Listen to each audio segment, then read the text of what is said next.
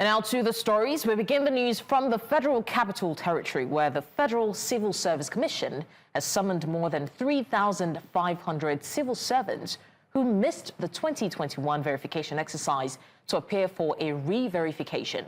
Now, officials warn that failure to turn up will be taken as proof of using fake appointment letters. This exercise will take place from 18 to 28th of August 2025 across various ministries and agencies, including agriculture, defense, education, justice, works, information, science and technology, aviation, finance, interior, and the State House. The Commission says the highest numbers of affected staff are in the ministries of information with 592, education with 506, and labor with 440.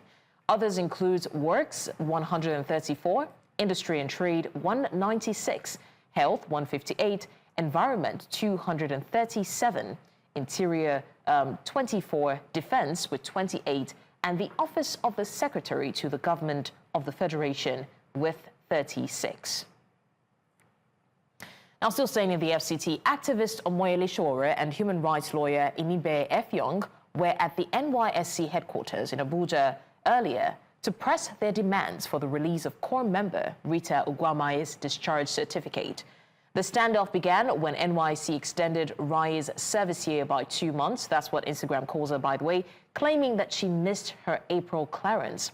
Now, Rai insists she was present with all required documents, but was turned away without explanation.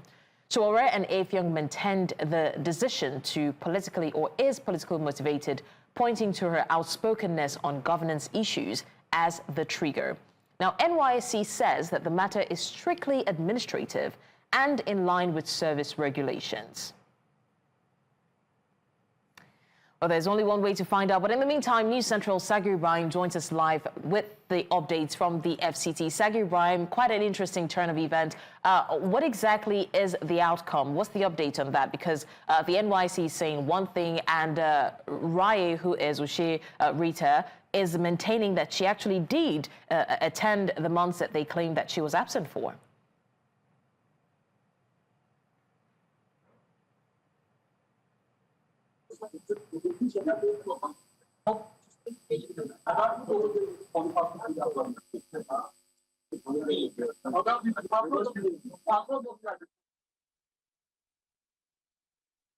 I sincerely apologize. We're struggling to establish your audio connection at the moment, but we'll definitely circle back and get your feedback on that. So please just still stay on standby.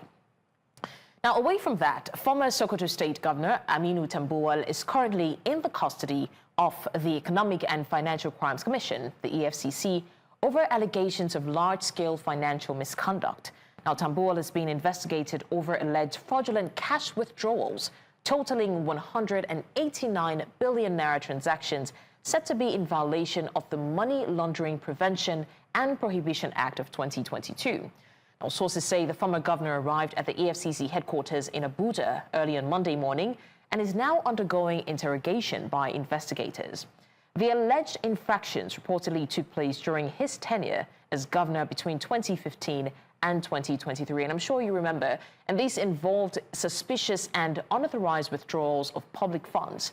Al Tambuwal, a former Speaker of the House of Representatives, is expected to remain in the EFCC custody pending further investigations. Our correspondent Joshua Marai joins us now for some updates on the former Governor Tambuwal's arrest. Joshua Marai, thank you for joining us. What's the update that you have for us on this case? The EFCC has replied speaking or perhaps giving reaction, particularly on this case. But one thing we know is that talk is closely investigation says that Tambuwal spent the night at the EFCC property and is likely to be subjected to another round of questioning and investigation today. Intense questioning and investigation. All right, Joshua, I'm also very intrigued and, curious to know, has the EFCC made any comments whatsoever regarding the detention and the allegations that surrounds the former governor of Sokoto State? Because we only heard that he was detained, but we haven't heard any follow-ups from there.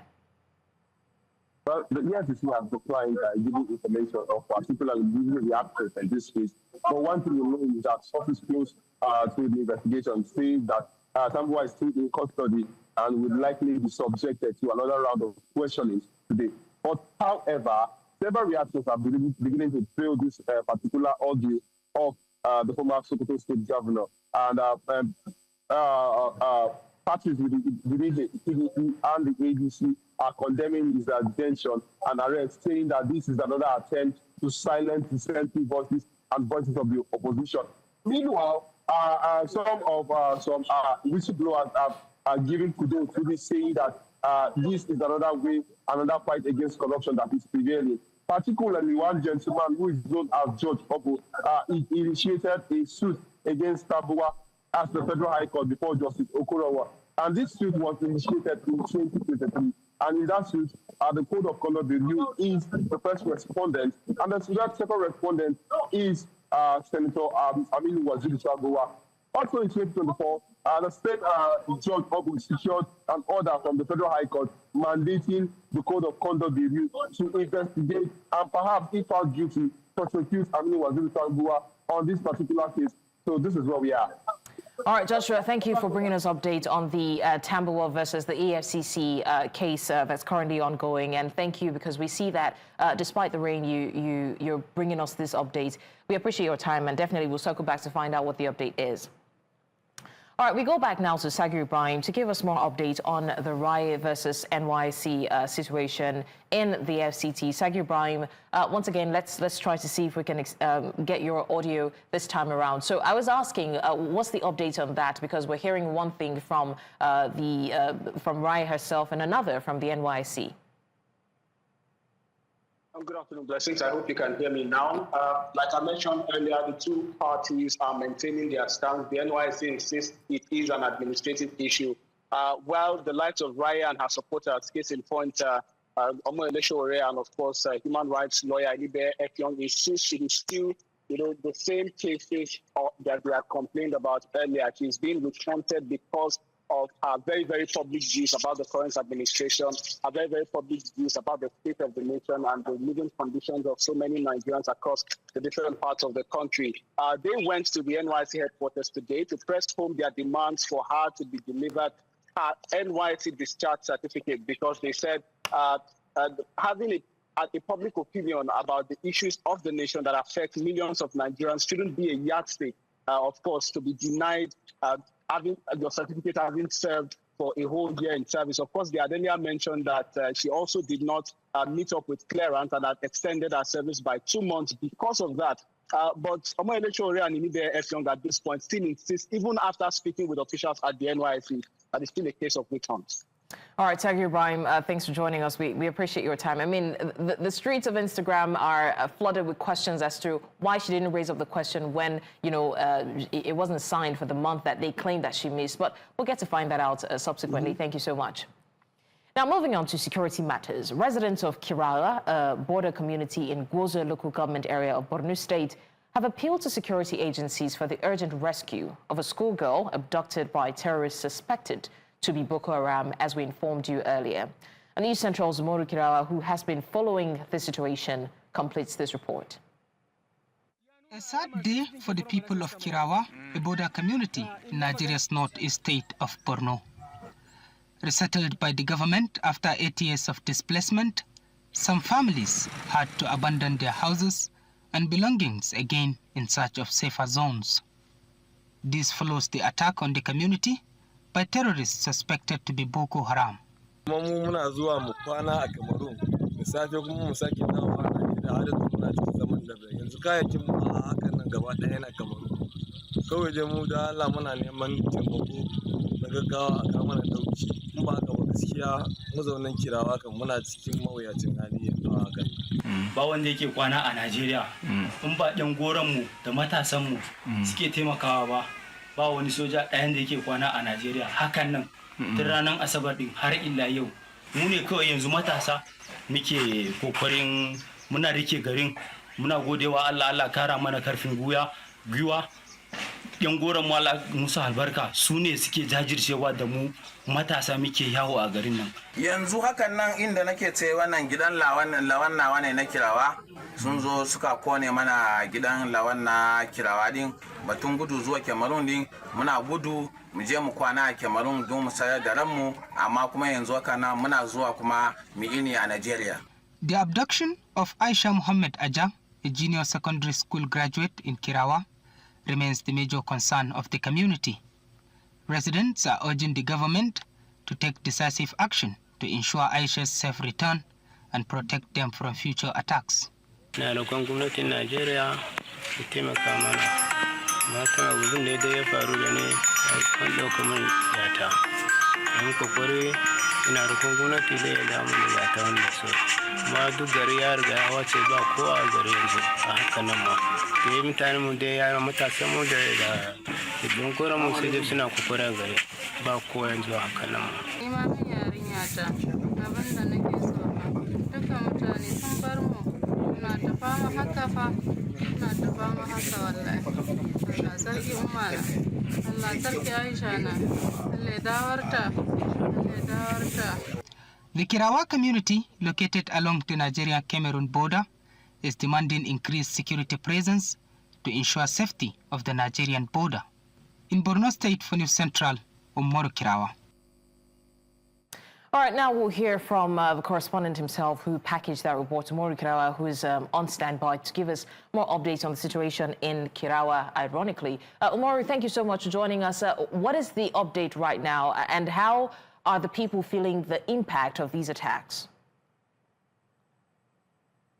Well, it is unfortunate incident that led to the displacement of many families in Kirawa community after 8 years of resettlement by the Borno State government under the leadership of Professor Babagana Umar Zulum. Kirawa town is a border community, an agrarian border community, sharing border with Cameroon. That is, in fact, why some people are even confused whether it is Kirawa, Nigeria, or Kirawa, Cameroon that was attacked. It was Kirawa, Nigeria that was attacked, where there is MNJTF, that's Multinational Joint Task Force base there. Unfortunately, the terrorists have attacked the place, and people have to run for their life, and some have to go to Cameroon. They used to sleep in Cameroon, and then during the daytime, like this time around, people come back to the community, particularly the youth and the civilian JTF.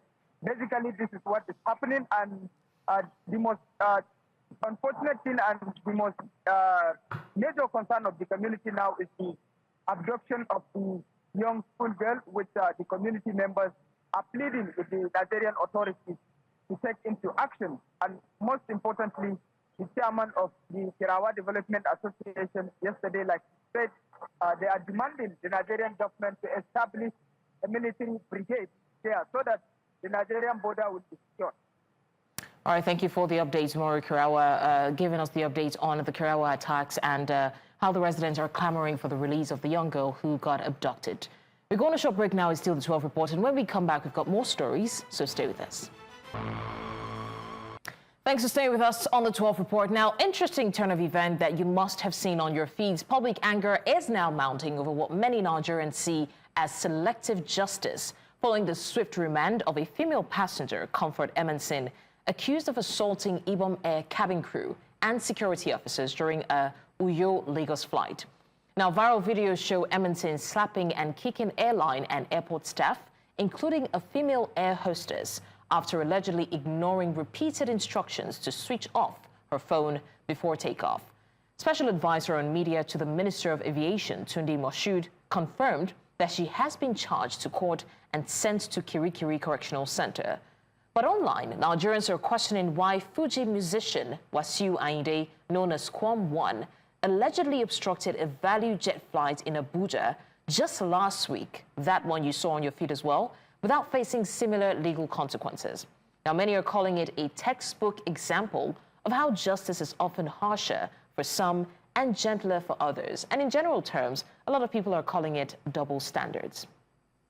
Well, Barrister Justice Ojienu joins me now for an analysis of the growing concern over the seeming selective justice in the handling of both cases. Thank you so much, Barrister, for joining us. And I'm sure that you have been following this story. It's an intriguing one, honestly, and this is a clear case of who is to blame. But now bringing back the situation of last week and looking, the seeming double standards is making people question, why is that? So is this a different scenario, or do we just generally say that it's double standards because it looks similar? Okay, the scenarios cannot be perfectly Xerox. It can be perfect. It can be a perfect photocopy, but the pillars are essentially the same. And it does nothing but to remind us of the famous works and words of Eric Blair, more popular as George Orwell, when he said in his famous work, The Animal Farm, that some animals are equal, but some are more equal. All animals are equal, but some are more equal than the others, and it seems as though, in fact, it doesn't seem, it is the exact case of what happened here. Some of the actions, I'm seriously restrained about talking about the Madam Emanson's case, the Monica being Form 2. So if I circle back to Form 1, there are clear criminal breaches that Mr. Form 1 practically committed on the particular day. The fact that he did not submit himself to the airport authorities, that's a clear and flagrant breach of Section 45 of the National Civil Aviation Act.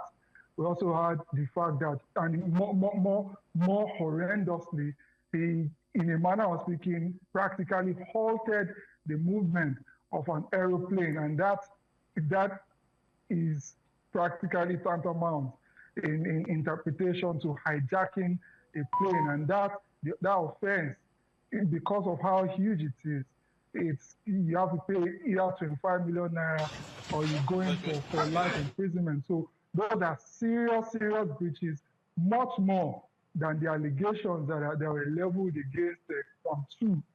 And yet we see that Nigeria, in its characteristic manner, when law enforcement wants to work, they work perfectly. They work practically almost better than the FBI of the United States or similar organizations. But when the people in question, whether it's an Adams Oshiomhole or it's a Form 1 that is very, very close to Mr. President, they tend to forget or pretend to forget that the laws are on our books, and these people have committed clear and blatant crimes, and they are supposed to be prosecuted. So Barrister, I want to find out. Apologies for interrupting you. I want to find out from you, because people have tagged this the Quam 1 and Quam 2 situation, right? And in both scenarios, we can clearly see that the meting out of justice is different. So what are the legal reforms that can ensure that public perceives or public perception of selective justice is addressed? Because if we keep dealing with two similar scenarios in two different ways, it doesn't speak well for us. It doesn't speak well for our justice system. I fully agree with you. It doesn't speak well, and it paints us in a bad light. We already know that, the way justice will be meted out to a person with deep means or with very, very close access to power is going to be different to the way it's going to be dealt to other persons. So that tells us that this time, unlike what Albert Dicey, the great proponent of principle of rule of law, proposed at the time, he shows that he fails, because now it looks like men are practically tipping the scales.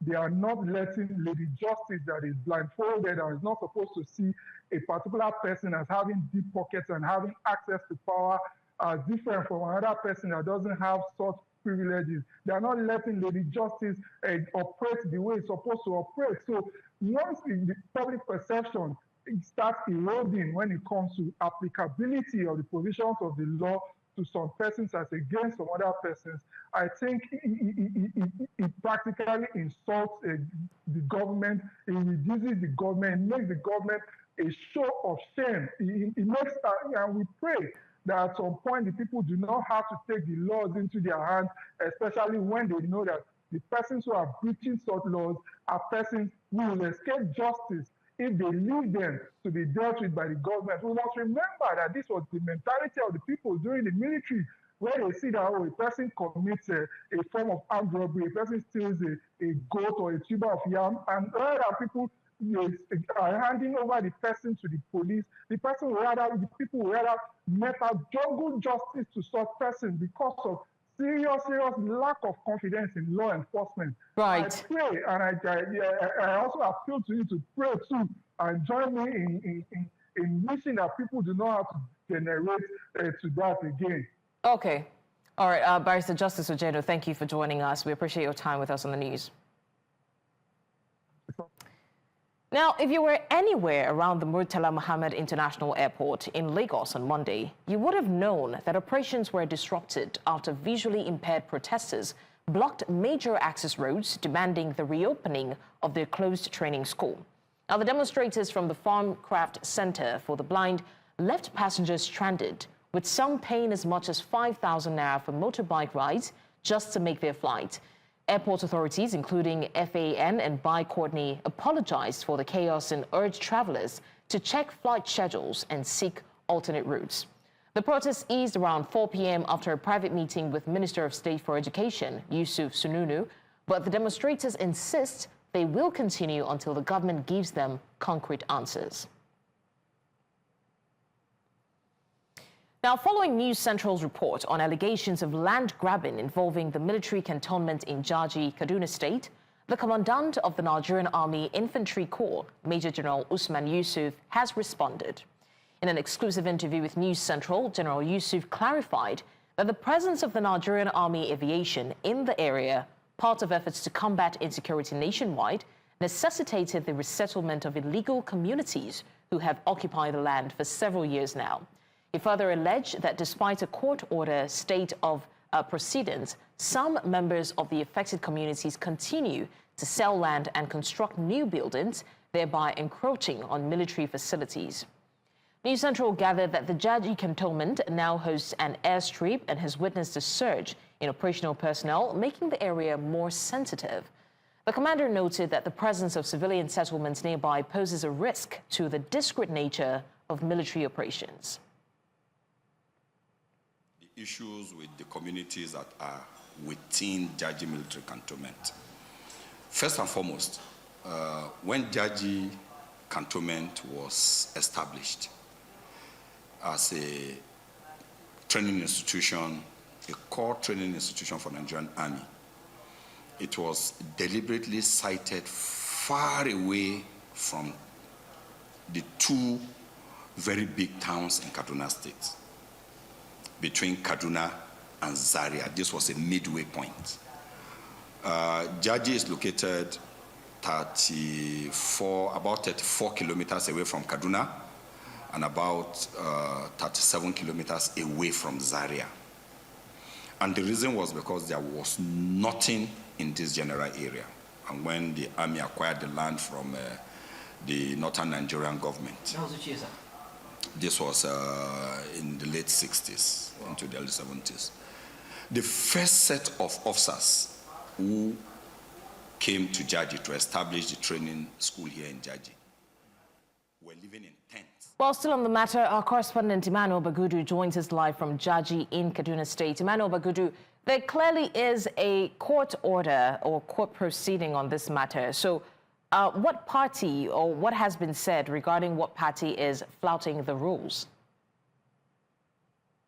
Yeah, the first point is to establish the fact that the first thing is to establish whether actually those committees were actually located within the military cantonment. Yes, I have found out they are located at the center of the cantonment. And then the second issue is whether the case is in court. Yes, it's in court. And the third issue is to establish whether there is a court injunction on stay of proceedings. And the answer is yes. So, and the fourth question is who is flouting the order? Of course, the community claimed that the military is flouting the order. But of course, I have a record of interviews from the community who actually admitted, the head of the community of Angwa Hassan told me that the alleged harassment started when he sold a land to a woman.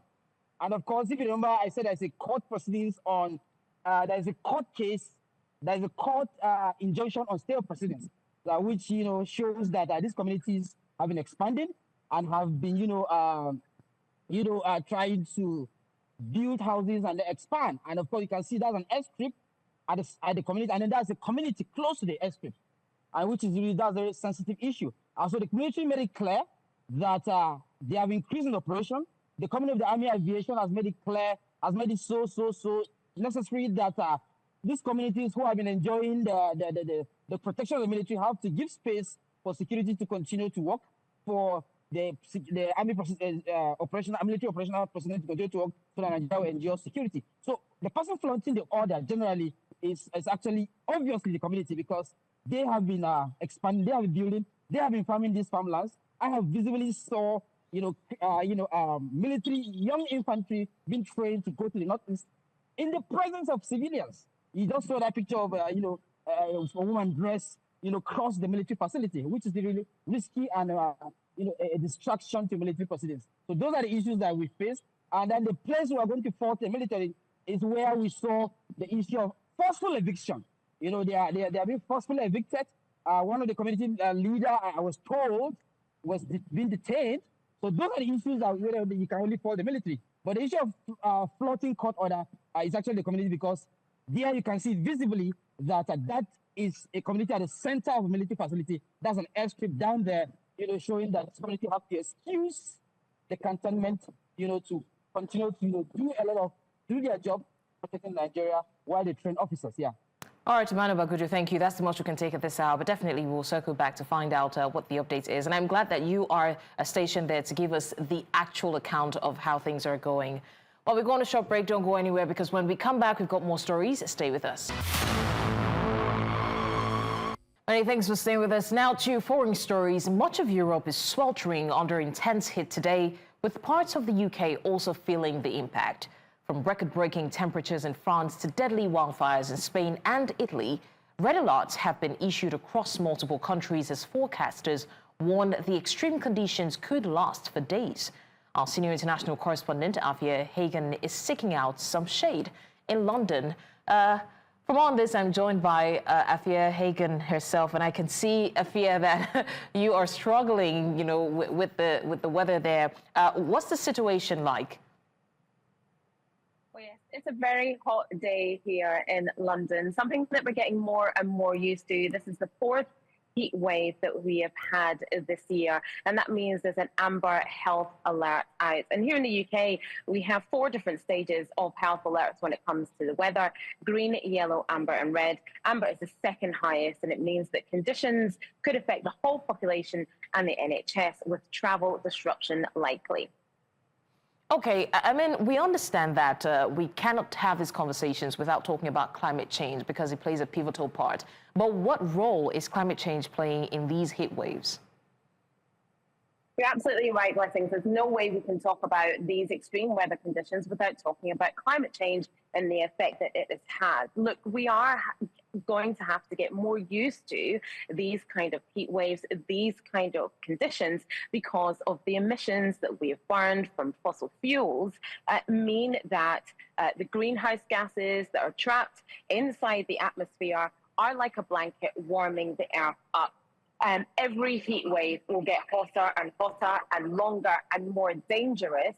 And this is because of man-made climate change from burning those fossil fuels like I talked about.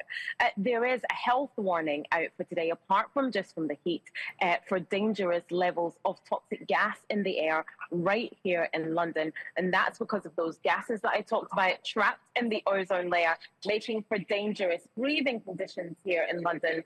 4,000 people a year die premature deaths because of toxic air quality in London. And the heat only makes that worse. All right, Afia Hagen, thank you for that. I mean, I'll tell you to try to stay cool, but I don't know how you're going to achieve that. Thanks for giving us the update anyways. Now, a wildfire broke out overnight in Tres Cantos, an affluent suburb north of Madrid, leaving 1 person dead and forcing 180 residents to evacuate. Strong winds and extreme heat, part of a relentless heat wave gripping Spain for 10 days, fueled the blaze and carried smoke across the capital. So the heat is no joke. Emergency services have been stretched as crews tackle multiple fires across the country, with the most severe in the northwest and southern regions. Authorities warn that the combination of dry conditions, soaring temperatures, and wind could worsen the situation in the coming days. The incident adds to a growing number of climate-driven emergencies affecting communities across Spain during an unusually intense summer.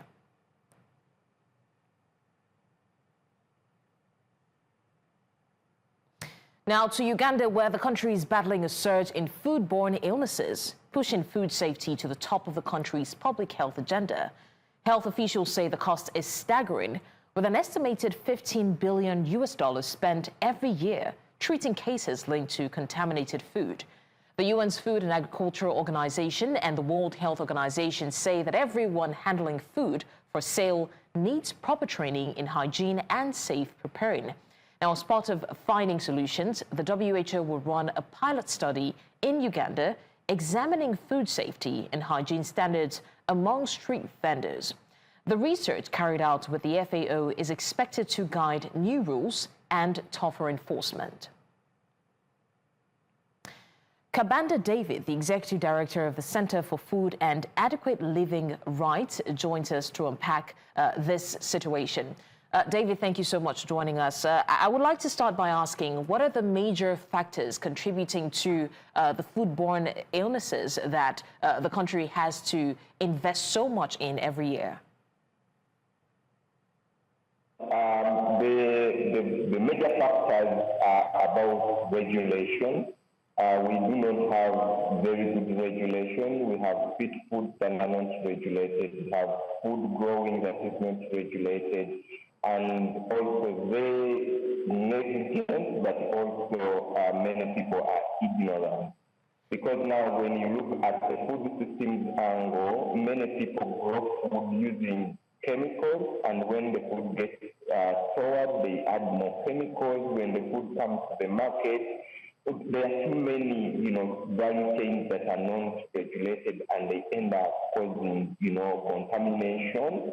And in storage, you find that many people, store the food in environments that are not good, and then this causes contamination like aflatoxins. And now, beyond that, when it comes to cooking of the food, they use unregulated oils. They add other substances like transformer oil. So all of that compound to a very unhealthy food, aspect in many parts of Uganda.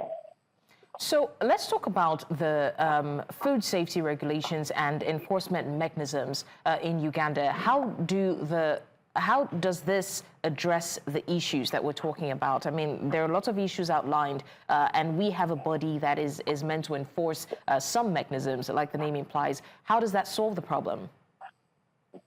We have a challenge. Not many leaders, particularly at the local government level, have picked out this particular problem. So you have Ministry of Health, which is not doing its work because it starts with them, but also local governments who are supposed to regulate markets, who are supposed to regulate restaurants, street food. They are only interested in getting money out of the licenses that they give the people to operate, but they do not go ahead to issue certificates of public health concern. So that's where the problem is, and they do not put in their budget money to go ahead and make sure that they implement, because we have a Public Health Act which talks about food, but that is not implemented yet. So before we let you go, can you identify any successful strategies or interventions that have effectively reduced foodborne illnesses in Uganda or in similar contexts? One, I think we need to go back to the drawing board. WHO have developed some guidelines which we must follow. One, in surveillance and monitoring the entire food, value chain. But number two, in between, we need to have a lot of awareness. We need to teach people's mindset towards food, because many people think or do not think at all that food can cause death, food can cause disease. And number three, we need to invest in enforcement. We need to invest in legal departments.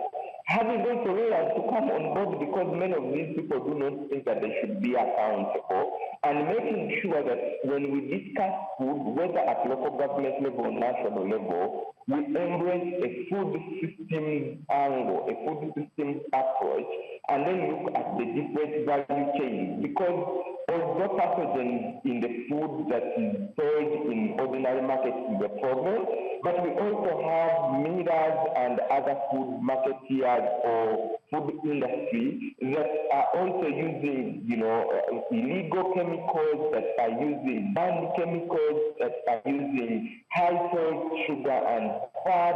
And we also ask the Ministry of Health to quickly pass the nutrient profiling model, because it will be one of those tools that Uganda needs to make sure that the health diets are available to everyone.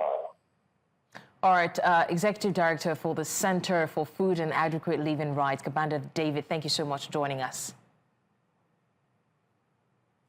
Now, in Somalia, 2 soldiers convicted of conspiring with the extremist group Al-Shabaab to assassinate their battalion commander have been executed. Military court officials confirmed the executions took place on Monday, following their sentencing in August. The court found that one soldier had received an explosive device, while the other planted it beneath the bed of their commander. The bomb was later detonated remotely, resulting in the commander's death in July. The case comes as Somalia faces a surge in attacks by the Al-Qaeda-linked Al-Shabaab, which has recaptured dozens of towns and villages, rolling back key military gains made in 2022 and 2023. We go on a short break now. When we come back, we take more stories. Stay with us.